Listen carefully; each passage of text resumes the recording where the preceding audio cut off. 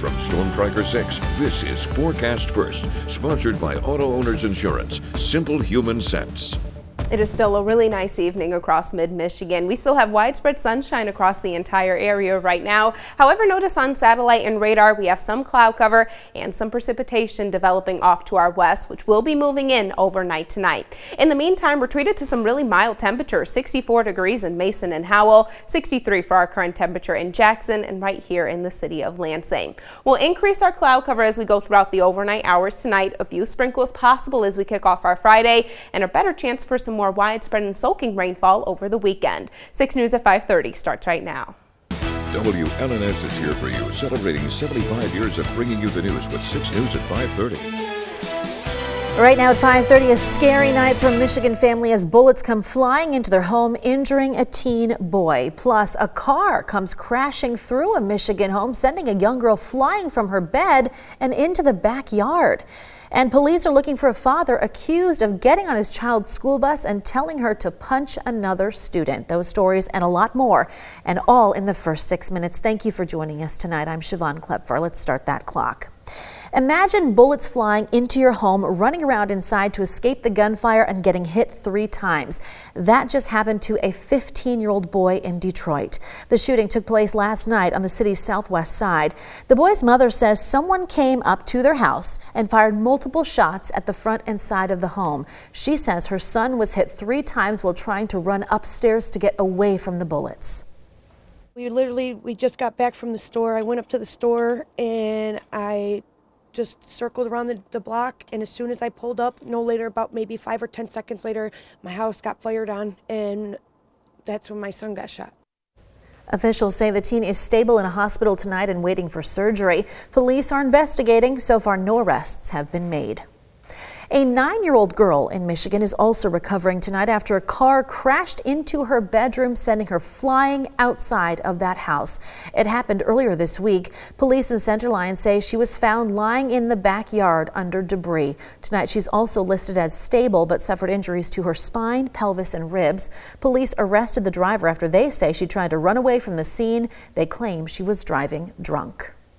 A former Michigan State Police inspector is now suing the MSP and its director, Colonel James Grady, for harassment, emotional distress, and creating a hostile environment. Sarah Krebs, who was with the MSP for 25 years before retiring, says she was punished for speaking out against discrimination and misconduct. Krebs also claims racially discriminatory hiring practices. A statement from the state police says the allegation of racism in hiring was investigated and closed without a decision either way. Well, staying with lawsuits, a Michigan couple is going to court with Stellantis after they say they experienced many years of issues with their brand new Jeep Grand Cherokee 4xe. The couple leased an SUV and claimed they immediately needed repairs on that vehicle. The vehicle was sent to a shop. They say it stayed there for almost 8 months. Earlier this year, they say the same SUV had even more issues, including shutting off while driving down the highway. The couple hopes to use the Michigan Lemon Law to get their money back or a replacement. A warning tonight from the DNR for drivers in the UP. Watch out for moose. Since 2021, 60 moose have been killed in crashes with vehicles. It happens most often in the summer and fall months when moose are particularly active, but more than 1/3 take place in September and October. The DNR says the increase in collisions is likely because of the core moose herd's southward shift into more populated areas over the last 10 to 15 years. Outside of Michigan, police in Missouri have released new video they say shows a father instructing his daughter to hit a student on a school bus.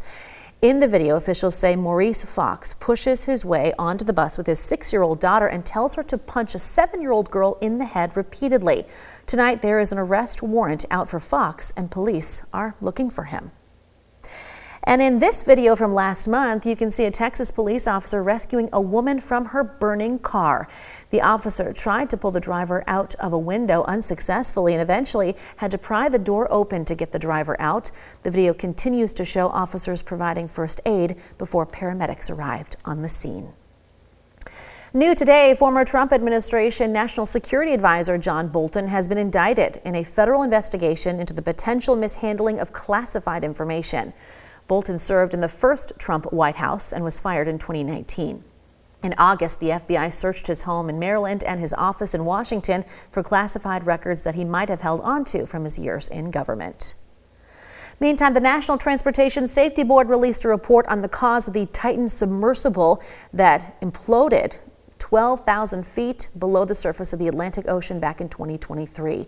The report blames OceanGate's, quote, inadequate engineering process, which resulted in a disaster that killed 5 people during a voyage to view the wreckage of the Titanic. The NTSB report also echoed what the Coast Guard released about the incident back in August. 300 people in Alaska have been told to leave their homes in what's being called one of the most significant evacuations in the state's history. Military planes have been airlifting people on the west coast of Alaska after the remnants of Typhoon Halong hit late last week. The company that makes the popular red and white canned soup, Campbell's, is suing a Michigan congressional candidate and her political campaign committee, saying her campaign resembles the branding and design of the soup company.